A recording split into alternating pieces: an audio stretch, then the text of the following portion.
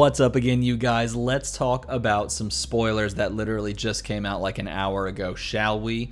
Jimmy over at WizKids posted this on the Dice Masters Unlimited Facebook group, of which you should be a part if you're not. Let me see if I can make it show on screen. Boom. Oh, I should take off the the big old plastered Dark Phoenix Saga logo, shouldn't I, so that you can see along with me. It says, first of all, he wanted to thank everyone who's checked in on him and the staff. They're all working from home, like probably most of us are. And then he also wanted to say he's got a ton of inquiries about online play, and that's something that they were mentioning on their website about, you know, maybe posting some online play kind of ideas. Of which Dice Masters, as we all know, is a very easy to play online game. They should just run with it, honestly. And then they said this.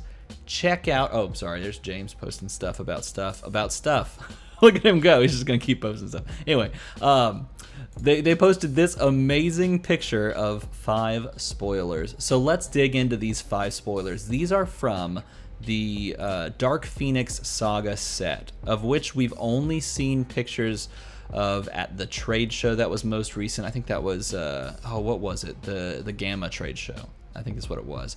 Okay, so let's look at these more closely because it may be a little bit tough for you to see.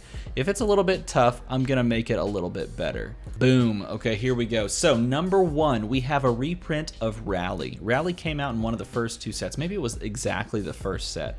And Rally says this, it's a basic action, it costs 3, and it says move up to 2 sidekick dice from your used pile to your field zone. And then on the double burst only, it says instead move up to 3 sidekick dice. Now, a couple of things. 1, this does not field them. So if there's anything that's looking to trigger the fielding of sidekicks, this does not do it, it moves them.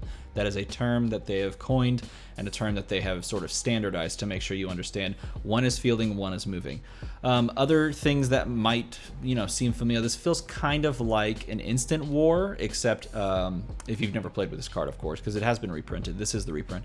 It feels kind of like Instant War, except you're not contingent upon what you draw from the bag. If you have 2 sidekicks, you field 2 sidekicks. If you have 3 on the double burst, you field 3. And this is a pretty solid little card.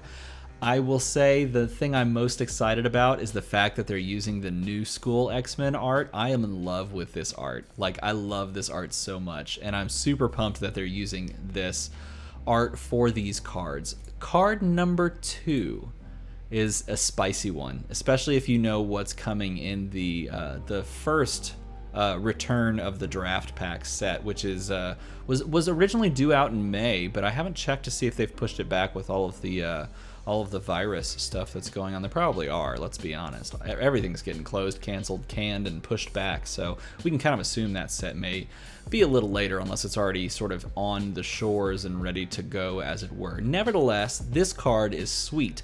Bishop, Tortured Timeline, 4-cost, shield character, X-Men affiliated. It's the old school Bishop die, which is pretty sweet. The 125, 136, 256 stat line. The ability says opposing effects, and that's important, opposing effects can't cause Bishop to be re-rolled or cause you to spin up a Bishop die or down a Bishop die. So your opponent cannot affect it.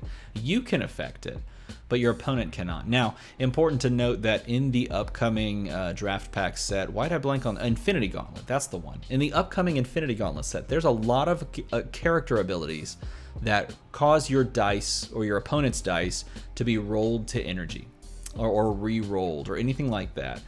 Even right now, we have Becky Lynch that re-rolls dice. This is not this cannot be re-rolled.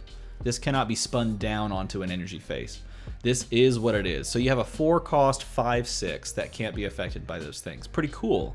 And I love that they're going back to the old school die face, or whatever you want to call it. Okay, the next one's interesting as well. This is pretty interesting. Mystique Relentless, 2-cost mass character, X-Men affiliated.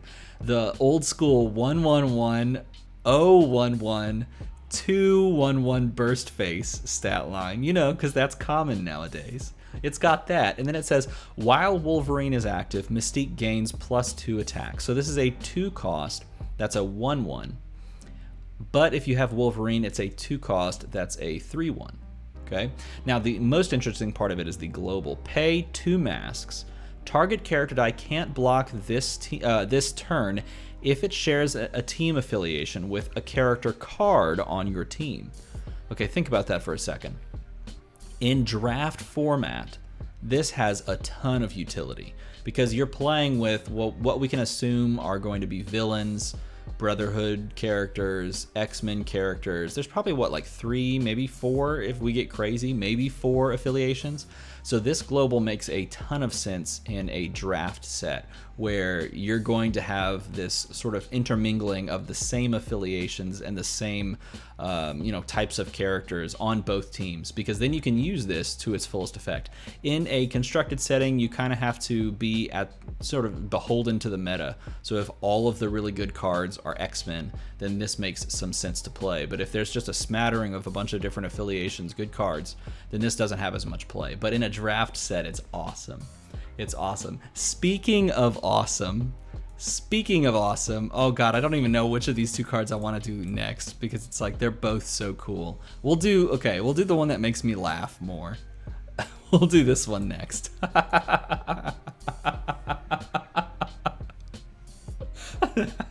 This card, oh, it's so funny. Okay, Deadpool, #1 draft pick, because he knows he's in a draft pack set, right? Okay, he's double affiliated, so there's your 4th affiliation.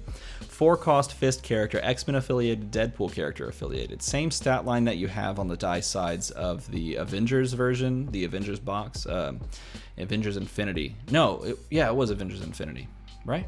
Yeah, anyway, same die sides. So the 024, 025, 137 stat line. His ability says if this if this game is in the draft format, at the start of the game, pick a card on your team. That card costs 1 less to purchase this game, to a minimum of 1. That is so good. Okay, I need to know who created this at WizKids so that I can send them a thank you note. This is so hilarious. This is so good. I just really hope that the other versions of Deadpool in this set have similar type abilities, because it would kind of be a letdown if like only this one was the 4th wall breaker.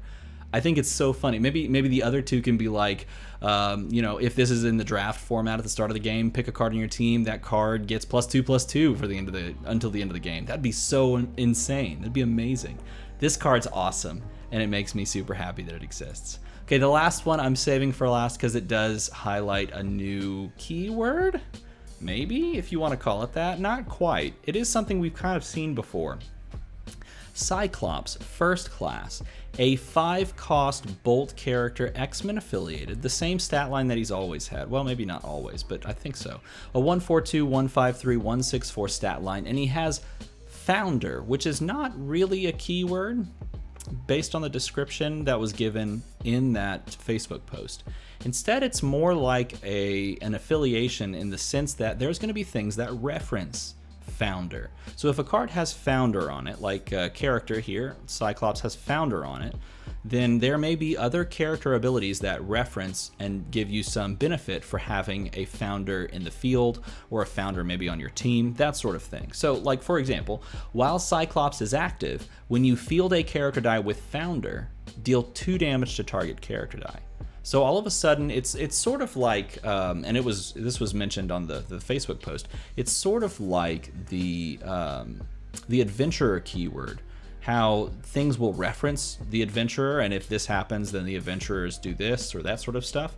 It's sort of like that, except now it's for X-Men and it's Founder, which is pretty cool. I think that's a really, really great way to do new things with the game. Is puts stuff on a card and then reference it if they have that.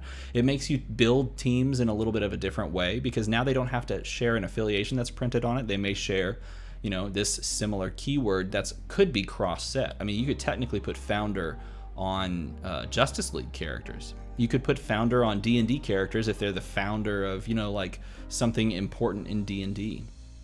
I feel like that could be one of those evergreen keywords, a keyword that is constantly able to be referenced back to, which might be interesting because now you have a way to like bridge these universes and these IPs that you didn't have before. I love it. I think it's really, really cool. So these are 5 of the spoilers that were presented to us in that post, and it has me really excited for this this draft pack set. I love drafting. I love draft packs. And I'm excited for this and the Infinity Gauntlet set. I'm hoping that everyone is doing okay. I'm hoping you guys are doing okay at home. I hope this is exciting for you.